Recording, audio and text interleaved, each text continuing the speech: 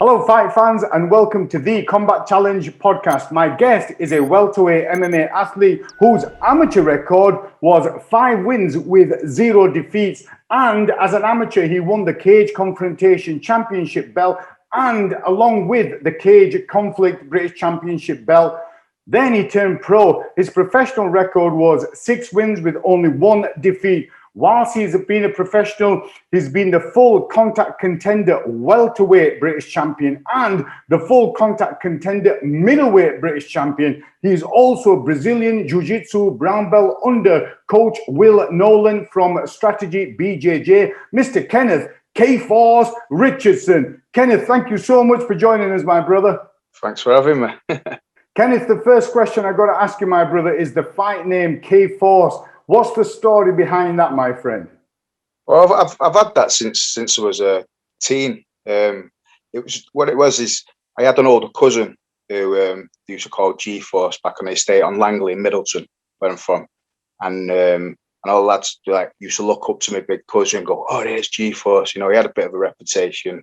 You know, ex-traveller lad. You know, background and all my mates used to rip me. Oh, K-Force. Well, we better watch K-Force. And just all ripping me, and it just stuck with me. You know, better watch, but stay away from K-Force. And it stuck with me for years, and they still call it me now. So took it into the cage with me. Well, brother, it suits you, man. That's how you fight. You know, you bring the force, don't you? You're not usually on the back foot, right? Pressure fire. Yeah, for sure. Well, it could be worse, brother. You could be called G-Shock, you know, like a watch. So at least you got K-Force, which is better. Definitely, yeah. Brother, your mixed martial arts journey, can you share with us from a young age what sort of sports you got into? Were your family into sports? And then talk us through the timeline to where you are now. All me mum's side of the family, the traveller side of the family, was all boxers. All of them was all boxers, all the way through. Most of the lads, my mum's brothers, my cousins. I was the only one who never did the boxing when I was young. Never really fancied it, and then until I got into the MMA, and then started, mixing it all. What else? So, did you, when you say you got into the MMA, can you tell us from what age and what gym did you go to? Oh, into it. I got into MMA first. I popped about 15 years ago. My friend said, "You fancy popping to Gav's Gym Predators in Manchester?"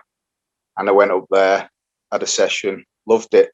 Giving me 3 months, paid him up for a 3 months membership, and loved it. I was going there all the time. And then I got sparring. Some kid kicked me, and I snapped my finger. It just popped in the glove. Funny story.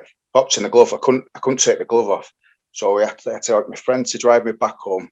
My wife took me to the hospital, and they couldn't operate it until the next day. But I was going to Venice the next day, so I had to go to Venice with this finger pulsing. It was the worst holiday I had. I was in agony. So I said this heartbeat in my hand, pulsing for 2-3 days in Venice, and it was like a bad experience. And then I didn't train then for a good few years, and then I just decided to open a gym with a cousin, and ended up doing it on my own.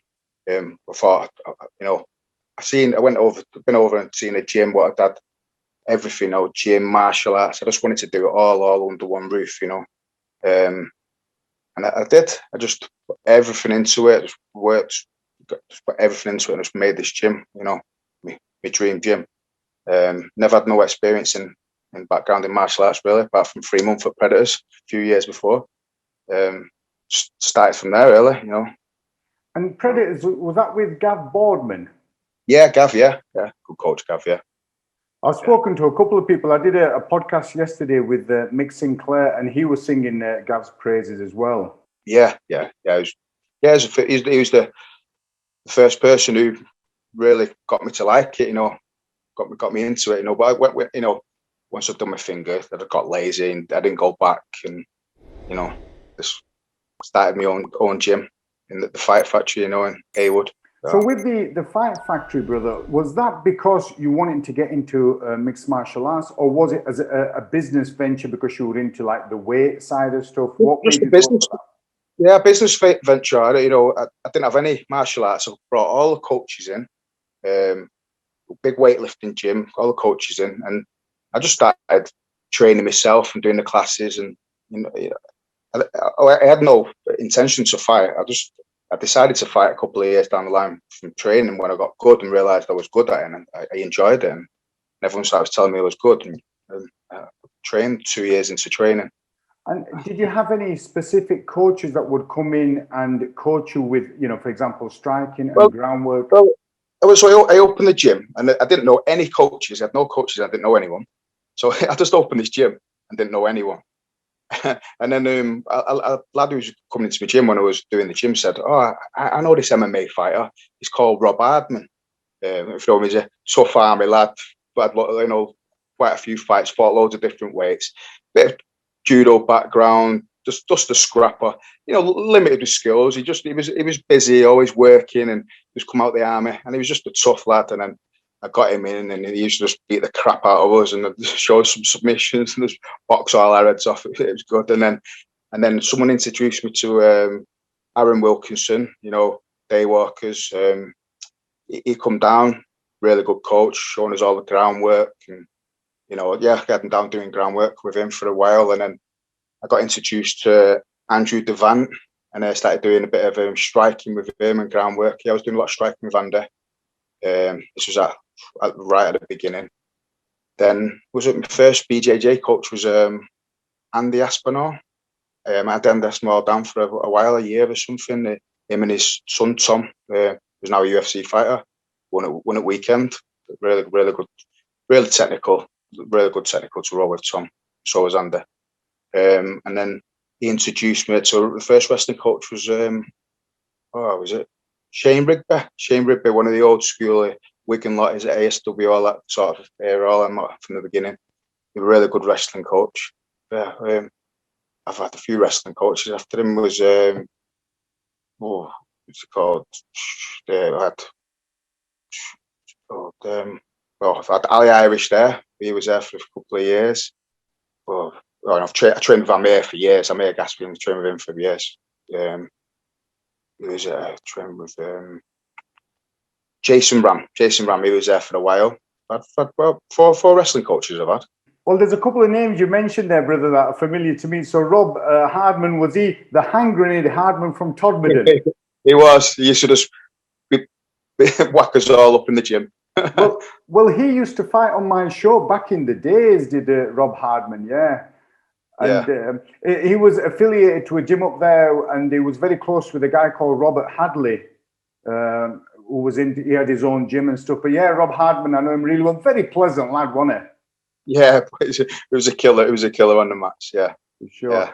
And then you mentioned Aaron Wilkinson. Didn't he ended up in the UFC on like the Ultimate Fighter or something? Yeah, he did. He did quite well, didn't he? Yeah, he did, yeah. So some good fights. Yeah, Bama. Yeah. Because I remember first seeing him, brother, and with all due respect to Aaron, he looked a bit like somebody who you'd think would be an accountant or something. He had those glasses on, and he had quite an intelligent, intellectual look to him, but not streetwise. But then obviously he's got those skills, right? Yeah, no, he was really, really technical with his groundwork, and his boxing was nice and crisp. Yeah, had nice hands. Yeah, he's a good lad, Aaron. Tom Aspinall, did he just fight? Oh man, what's his name? I forgot. The lad from Belarus. Russian Orlovsky. Yeah, the big dude. Yeah, the scary one. yeah. He beat him, didn't he? Yeah. Yeah, he's ex-world champion, I think. Yeah, definitely. Yeah. The Belarus guy, and he has like those gum shield with look like bloody wolves. Yeah. Big hairy chest, was it? Is that the one? Yeah. He did, yeah. I've not seen that, Tom. Yeah, no, I'm gonna look for it on YouTube, or you can. Yeah. So I mean, that's crazy that you opened the gym and with no martial arts experience. However, you were just committed to it, and obviously, I've seen pictures of your gym. I've seen videos of it. There's been fighters from your gym who've competed on Combat Challenge. Really cool guys that fought on there, and your gym just looks amazing, brother. Yeah, I've had loads of coaches. You know, I've had and I got Gordon Eslick there. You know, Gordon's a killer. He's the one who took me to my next level with, you know, he brought me confidence because I did the judo and the grappling at the beginning, and that's where I always went to my fights. I've always panicked and went down there, you know, good in the gym with striking. As soon as you get into fights, going to go in and strike down there. But I went down to a gym called Middleton Thai for sparring one Friday night, and I go in there sparring and get put with Gordon. He's an older bloke, about 50-ish, and we started sparring with him. He just grabs hold of me, puts me in a clinch, and he must knee the shit out of me for about 2 minutes. knee me. Not hard, but proper throwing me all over, ragdolled me. I let go, and I was like, whoa. I just went home and I got YouTube out, and I thought, right, how the do I get out of Thai clinch? And I studied it. And I went back there the Friday after it, and I sparred with him, went sparred with him.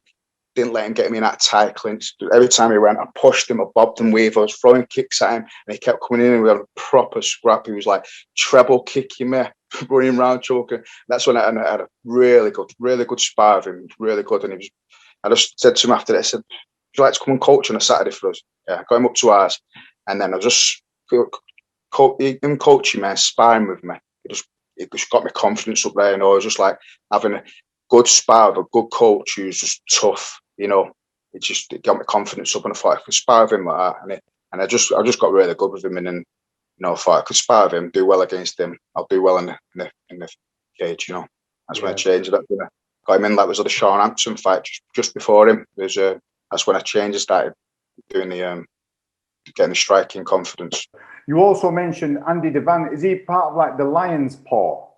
Yeah, Andy. Yeah, well, I did Thai boxing with him at the beginning. I've on and off trained with Andy for years, and I'm back doing striking with him now. Andy's a really good friend. I've been on lads' holidays. I've been to his stag do abroad. You know, we've been Vietnam training for a month. Me and Andy. I went over there with Andy Thrasher. I had Andy Thrasher at our Thai boxing, the world champion, 3 times world champion. I went over to meet Andy Thrasher, and I took Andy Devan over me, went there for 2 weeks. I come back a few months later, I went again. And what an experience. That Saigon Sports Club, it was that best gyms I've seen. Well recommended gym. Well, that's the first time I've heard of that, because usually when people talk about, they talk about like going to Thailand, going to Phuket. Oh, you want to see the gym. They've got loads of that. Dave Midday there. They've had loads of UFC fighters over there. Dave was like the first ever welterweight world champion UFC. And he was there. I was got training with them, and they've got loads, sponsoring all guys all over the world now. It's a massive gym, one of the biggest gyms I've been. Big swimming pools, spent fortunes on it. It's a beautiful gym. Yeah. I used to love watching Andy Devan fight because he had that grind about him, didn't he? Yeah. I do pads with him now and stuff, and he's a really good pad man, and he's good. He's good to spar with, Andy. You know, he probably puts it on you. You have to give him a spark. He's full on, innit? He's always full on, Andy. He makes you tough. Toughens you up, should I say? Yeah. Then you mentioned Ali Irish. He's from a wrestling background, right? Yeah, and Ali. Yeah, I wrestled with Ali for quite a while. He was the one who introduced me to Amir, and I did wrestle with Amir for years. Then Amir, still good friends with Amir. You know, I was only speaking to him the other day. But yeah, Ali was ranked, was best in MMA wrestler in Britain at one point. Yeah, it was good fighter. And he was a sort of person, for example, like Khabib. Khabib is, you know, he's going to wrestle, and you know he's going to close the distance and take you down. And he's going to throw a few shots, keep him away, stop him, and he just does it anyway. And that's what I mean. Ali Irish, although he had that game plan, people knew what he was going to do, but they just couldn't nullify it, right? Yeah, no, he'll just start throwing his shots, moving around, and it's boom every time. Once he gets you down, you've got a full round of you on your back with Ali Irish on you. You know, I used to train with him, and he'd take you down, he'd just slap in your bum, slap you. It was horrible to train with. What was it? His record was about 27-0 or something, isn't it? Last time I checked, 25-0. All I know that is, I knew with Ali Irish what sort of fighter he was, but he was so entertaining to watch because he had to find a way to close that distance, and he would, which is crazy, right? Yeah, he just used to take us down, like when his teachers take us down, and just like slap the shit out of us. Black out of it. He toughened us up. They hated getting the shark tank with Ali.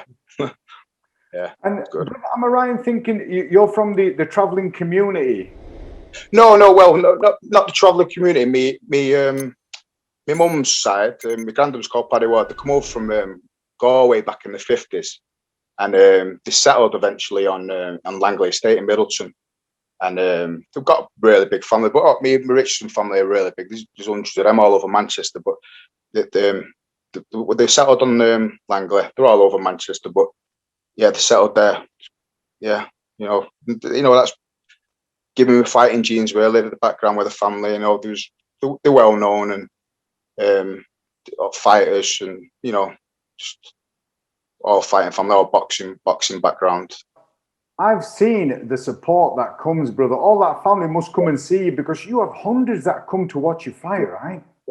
Yeah. Sell more than two and a half hundred tickets or 18 tables. Last fight, was it?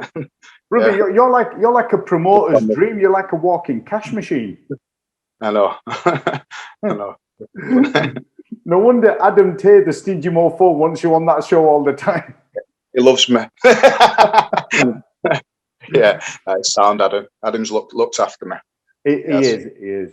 And he's always straight down the line. If it is what it is, and he's going to say it, and then he'll do it. So there's no dramas with Adam. Now, brother, was there a fight where I refereed one of your fights, and then we had a bit of a ruck in the cage? Can you talk us through that? Yeah, that was funny. Right, so it was me first was it title? First title was my third fight. I got a title in cage confrontation. Was it in York? Yeah, you was refereeing me. And no, actually it was my first fight. It wasn't my title fight, it was my first fight. So I have a fight with a lad, eventually get him down. I get him in a guillotine. And it's my first fight. You just rage at it, get a guillotine, and he taps. And when he taps and let go, I just booted him off me. Yeah, chuffed. And you ran up, gripped me, run me against the cage, and told me, "Don't be doing disrespect." I went, "I'm sorry, I was just in the moment." it was funny. It was my first fight. I was just like, I didn't do it again. I learned off it. Well, I'm pleased that you didn't have as much skills as you got now, because I think you would have sorted me out then. It's funny when you watch back at it and see you telling me off. So that was your first fight. Now, your last fight was on World Combat Federation Championship against Madas Fleminas. Can you talk us about the preparation? What did you know about Madas, and talk us through the fight? Madas, yeah, he was a bit of a stand-up, scrappy fighter. Just throws a bit crazy shots. He's a bit crazy, looping shots, a bit wild, and I just knew he had a good guillotine and stuff. And I got off the fight, and I seen the fight. He looked tough, but watching him, I thought, yeah, he's definitely beatable. Seeing him, I thought, yeah. But yeah, I got the fight, and I at the time. I used to I used to train at Tom Blackledge, go up there. Now, Tom was at mine coaching for a year. Tom Blackledge, brilliant coach, Tom. Yeah. When I went to spine down his gym, I don't know if he injured my knee or my shoulder. I injured him, so we stopped going down there for a while. So I started back down at my gym. Had a few coaches. Then I got one of my lads said, "I'm going to ASW to train." So I went down there and started spine. I got introduced to Darren, so I started popping down there. So I went down there for a fight camp on the last fight, Madas, and I was rolling with Chris Thompson, good black belt. I was rolling with him, and as he's got under for half guard, he's just pulled my foot under, and it's a little pop. And I went, oh, and he went, oh, Ken. He went, Ken, you pop your knees from it. And I went, no. He went, Ken, I've popped my knees before. Definitely. I went, no, but right. He went, no. You're gonna. Next day I woke up when they were like, this was 6 weeks left of the fight camp. But I ripped my meniscus. So that's the tendon at the side. So it kept popping inside the knee. So I had to, every time I did something, got in between the knee, I had to kick it out to try and straighten the knee out. So the fight camp was pretty doomed from there, really. I couldn't do any heel sprints. I wasn't doing any sprints. I stopped doing any Thai sparring. So me and Amir was just, all we was doing was just going against the wall and just doing pulling him down, pressure. I was just getting on that bike and pedaling, but my fitness level was shocking. I just knew in my head I weren't ready. You know, I usually every fight camp I'm going up to St. Anne's, up the sand dunes. I'm running up as fast as I can with me father-in-law, up and down, just proper get my fitness up. And if you don't do your sprints, you're not ready for a fight. I tell you, you know, if you know. So so I went into that fight. I just knew I wasn't confident. I was in the change rooms, and the lads was going, "Yeah, what's wrong?" I was just usually was about in the pads. I was down, and I just knew. I just thought, I'm not ready for this. Not ready for this. And it was world title fight, the pressure, everything. I was like, oh, I'm not ready. But I thought, right, I've got to do this. I can't pull out. You know, injury. You know, I sold that many tickets. The sponsor was brilliant. You know, he got the best wages I've ever had. I thought there's no way pulling out with the money and letting everyone down. So I went into that fight, and I thought, right, I'm just going to stand there for the first round, striking with him, feel him out. As soon as I got in there, a few little shots, I just thought, I'm not fit, finish it quick.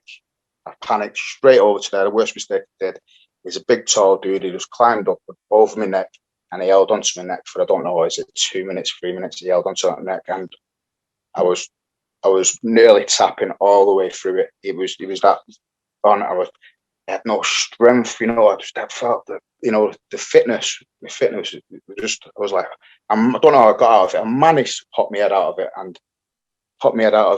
I managed to get back up, and when I got up, that was it. My fitness, my cardio was just like, I just put my hands on my knees. I was gone, and he was jumping up, like ready to, thinking I was going to rage at him, and he just seen me, and he just went. And he seen my hands there, he just ran over through a shot. I just went onto my knee, jumped back up, he ran over through a few shots, I just fell back, and I was exhausted. The referee went, stop. I was just like, I was done. I was just like, you know, good on him. He won, you know, he won. That was Now, it. knowing what you know now, brother, and if we could go back in time after you injured your knee, would you do anything different than taking the fight? No, I would have pulled out the meniscus. I got an operation after the fight. I got it on Christmas Eve, the operation. So I had this big cast on Christmas Day, worst Christmas day ever. But yeah, I had the operation on Christmas Eve. But no, if you're not fully fight fit, you've got a knee or shoulder, you've got to pull out. You know, a little. We all got little injuries. We have niggles all the way through. MMA fighters have got them, but you know, your knee. You know, meniscus anyway. You know, in the second lockdown, it's gone again. The meniscus, it's popped again, keeps popping. I need my second operation. Really, I keep wrapping it up every day now to do any rolling and training for the lads. You know. And when they operate on it, Kenneth, what do they do? Do they do like keyhole surgery or yeah, do they reattach it? Keels on it? Yeah, I was in there for a few hours. They just sewing it back together. But he said there's a big chance it's going to go again. He said next time we'll probably remove it. But so I need another operation now. But I'm not going to go in there now while there's all this flu going on. It's not point. I'll just wait now. But I do want to fight again. I do want to fight again. I don't want to end on a loss. I did retire. I'm 40 years old in May. But my goal was all my life is like when I started this. I'm going to retire at 38. I've always said that, and I retired, and then I got offered, do this one more fight, do this one more fight. Is this much can do it? Because it was a good ticket seller. It was just offering me. And I should have stuck to me guns. You know, I've always told everyone I was 38 and I'm done. But now I'm nearly 40. I've got the loss. Do I end at 40 or do I come back and have one more fight? You know, try and get that win before I call it a day and then regret it for the rest of my life. You know. Yeah, I think it's one of those, Kenneth, that time will tell. One, the injury itself, you know, will it heal properly? So, for example, if the doctor or the surgeon says, "Look, we're going to have to remove it completely," they might. I'm going to make that decision for you, right? Yeah, I'm going to make the phone call next day or two. I'm going to see if I can get in for it, or see if I can go down there and get it done, operated on. Sure. Yeah. Because ultimately, you got to think about the longevity of your health as well. You know. Yeah, it's like when I'm going on walks. You know, with this, we're going to walk me and her for an hour or two, me and the wife Callie, and when I get back in the car, when I get out, I'm just stiff. I'm like, like an old man. What 60, 70-year-olds are going through, don't you, when they're like walking like that? That's going to be me, that. I mean, I think that what would be ideal is to kind of see how this heals, and once it heals, then see what your mindset is like. Yeah. I'm keeping fit. I'm fit. I'm still fit. I can still train, still do all my cardio. It's just little things like when you knock it, and get pulled. You just got to be careful. Struggling with wrestling and stuff. And what I love, I love wrestling, but it's the hardest thing for me to do at the minute. Brother, along your martial arts journey, I'm sure you've had many coaches and mentors. Is there any that you'd like to mention, and if they've played a significant role on that journey for you? Yeah, definitely. I've always got to mention Tom Blackledge.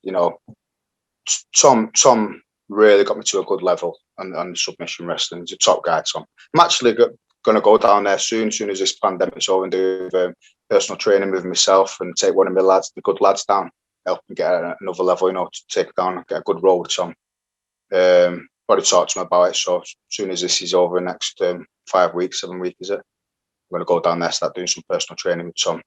Darren Morris, from ASW, totally opposite from Tom. Like, his catch wrestling, it was pain, it was horrible, he was lying, but brilliant. Learned a lot of him. Gordon Eslett, he got me confident on my striking. Confident, I was already got good striking from the coaches, boxing coaches and Baz, but Gordon really got me confident and had me, not just relying on my wrestling, getting there, you're good at striking, prove it. Boxing coaches, yeah, I've had a few boxing coaches. Dad's Jimmy Barker. I've had quite a few. I've had a few boxing coaches. Amir, wrestling coach. Amir's been to a lot of my fights. Amir's been a brilliant training partner, brilliant coach. Really good cornerman. Really gets you warmed up and gets you prepared. Really, Amir's top lad. You mentioned Tom Blackledge. I had him on a podcast last week, and he's so knowledgeable, with the stuff that he talks about. And I remember about over a decade ago, I rolled with him, right? And he thought he was a baker. He thought he was making some sort of pretzel, and he had me. I've seen the videos, but we've all had that of Tom. Tom does. It's like rolling me. You're 3 years old and rolling me dad, innit? Yeah. And then you're lucky to tap you within 10 seconds, aren't you? Brother, I was in a world of pain. I didn't know what were going on. I was only talking to him about a couple of days ago about coming on. He's laughing. He's going, "You got to do it, Ken. You got to do it." It's a good laugh. So, yeah. And then you mentioned Darren Morris. Well, I did a podcast with Lee the Butcher Chadwick, and he was singing Darren Morris's praise. Yeah. Lee was a good lad. I've trained with Lee. Yeah, he's a strong lad. Very technical. Yeah, and Lee's saying that he uses a lot of that catch-as-catch-can wrestling to help. Oh yeah. Lee's game is more he's getting your head on against that wall and pulling you down that floor, trying to get on top of you, using his his size on you. You just got to stay away from going under him, really. Yeah, for sure. Good roles, really. Yeah. Brother Kenneth, we've talked about your MMA side of stuff and competing both for amateur and professional. Have you competed in grappling comps, either gi or no gi? And if so, if you can talk a little bit about your grappling competitions. I've done grappling and boxing, but yeah, I just first comp. I've done little comps, what are not really registered. When you go to gyms and it's just like, what is it like? Like an interclub. Like an interclub. I've done stuff like that, but I went with Will Nolan under him. I went up to the Yorkshire one, Leeds, is it? Think of the name, but anyway, I got silver in brown belt gi, and I got gold in no gi. My first ever Empire, so that was my first ever comp, really, and I did well. Yeah, I think is it Jake Cross who runs them? Yeah, it runs a really good show. Yeah, we're going to go back up there with my lads after that. Probably team up with Will's lot and go down there. Yeah, I had took Ziggy down there. I think was it. I don't know if it was that, but yeah, took Ziggy down to that one. I don't know if it was that one, but one of my lads is really good. He just does everything I ask him in grappling. He's like a robot. Anything you ask him, right? You're going to do this takedown. You're going to do this. He just goes out there and does it. So he went in and did. It was light heavyweight. He went in. Was it in gi? Got gold. Went and did the no gi, got gold, and went and did the all weights and got gold on the same day. Just destroyed everyone. Just leg lock, trying to choke, just leg locks and chokes with everyone. Just taking them down. Did the two takedowns we drilled and the leg lock and the choke I told him to do. He did exactly as I asked him. It was like Terminator, straight in there. It's good to have someone like that, Kenneth, who's focused and just blinkered rather than people who just want to do their own thing, right? No, he's dedicated, Ziggy, he's really good, Yeah, he lost his very first fight and then he just got his head onto it. And then the next fight after that, he thought, he's a good kid and he did really well. And he learned off his mistake and he's doing really well. I think he's going to be really good. I think he could be a champion, Well, that boy could have gone either way. He was at a crossroads. He lost his first one. He could have thought, well, my ego stopping me from doing it again. But I guess he just brushed it off and carried on, right? Yeah, no, he trains hard. No, he made him stronger. I thought he could break him, but no, he come back. He trains hard, and he's a really good training partner. He's a big lad, and I find it really hard of him now. He's in heavyweight, but he fights a light heavyweight. He's so technical, really good role. Yeah. Well, that's the hardest thing. You've got someone with all that mass, but they've got the technique as well. So you're struggling twice there, right? Yeah, he's strong. I say to him, right, on this round, don't be using all your strength on me. And have a nice technical roll now. Yeah, but you tap me if you do that, Ken. So, brother, out of all the fights that you've had, my brother, is there any fight that's been the most rewarding? And if so, what was that, and why was it so rewarding to you? well, the two fights was much. I did the welterweight British title, I won that pro, and then I defended it, and then I got offered would have move up and take on the champion at middleweight, Sean Hampton, and that was a good fight. Won in the first round, and I knew he was a brown belt and he was a good ground fighter, won a lot of submissions. I knew he had good strike as well. He's got a good striking coach, but I just thought, right, that being being sparring with Gordon, I knew I'd be able to handle him in the striking, and I thought I'll have the first round on striking, and I'll take it down, and I'll show him how good I am on the ground, and that's exactly what I did. So I beat him on the striking, and then he thought I was staying on the striking, and then I caught him on the wrestling, took him down, and then worked him on the ground. And when it was after the round, he got stopped with a cut across his eyebrow and eyelid. Yeah. And what was the reason you went from welterweight to middleweight? Was the cut too much at welterweight, or was there any other reason? No. Adam's like, come on, Ken, we'll do this. I'll give you this. We'll do this. Do that. Come on. It's a top fight. Be a good fight. And I was like, oh, twice the size with them middleweights. I'm not the biggest welterweight, so the middleweights, I'm tiny. Andy Devance, a small middleweight, and I'm very similar size to him, and I'd say if it's not a tiny bit bigger than me, very similar. And Andy's really small for middleweight, isn't he, Andy? But he does well. But I felt strong because the cut was ready. It was didn't really want a cut. It was just a little bit. You've had good success in amateur and great success in professional MMA. If there's other people on the mixed martial arts journey and they've done the amateur and they want to step into pro, from your knowledge and experience, what advice would you give them? Make sure you get a good training partners around you, and you've got to have good wrestling coach, a good striking coach, and you need a good team to be behind you. Yeah, and you need in your fight camp to us, and you need Shark Tank. You need to be sparring. You need to be sparring hard. You don't want to be sparring hard all year long. You do want to be sparring quite often, nice and light and technical. but you do want to step up in fight camp. You need to do Shark Tank. You need to be feeling like you're in a fight. You need all your lads. You don't have to be going heavy on you, but there needs to be every minute another one needs to be on you, and you need to have that pressure of being in a fight, and you feel like you're in a fight, and you're underwater. And then when you feel like that, you go into a fight and you find it easier.